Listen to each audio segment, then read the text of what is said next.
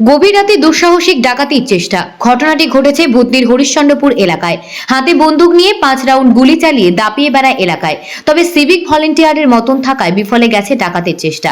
পুলিশের জালে এক দুষ্কৃতী সহ বিপুল পরিমাণে আগ্নেয়াস্ত্র ও গুলি উদ্ধার।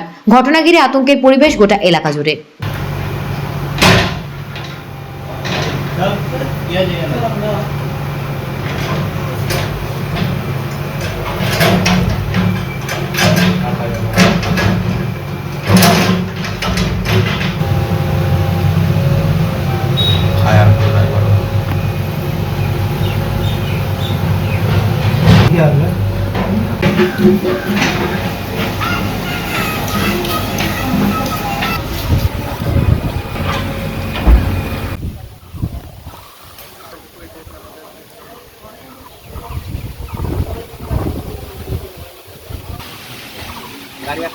গত রাত্রে দেড়টার সময় হঠাৎ আমরা দেখছি শুনতে পেলাম যে আওয়াজ হলো, দূরে আওয়াজ হলো, গ্রিম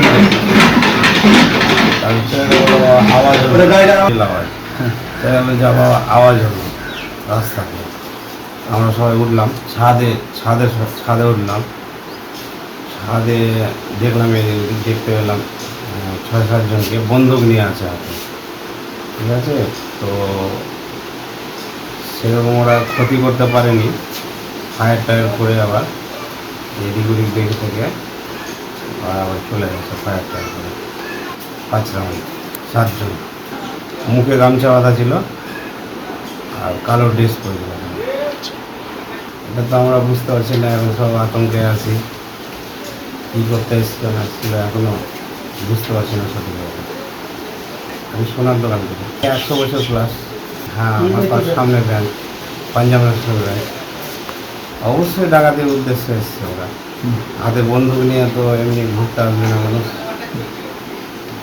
ডাকাতির উদ্দেশ্য নিয়ে এসছে।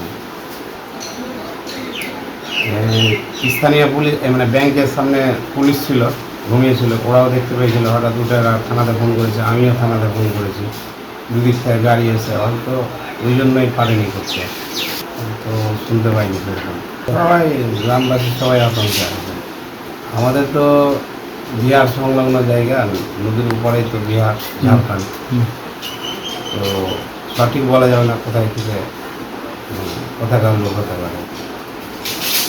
বাইকে করে পুলিশের কাছে আমাদের জানাচ্ছি যে আমরা যেন সুরক্ষিতভাবে বিজনেস করতে পারি, ভালোভাবে থাকতে পারি, এটাই আবেদন করব।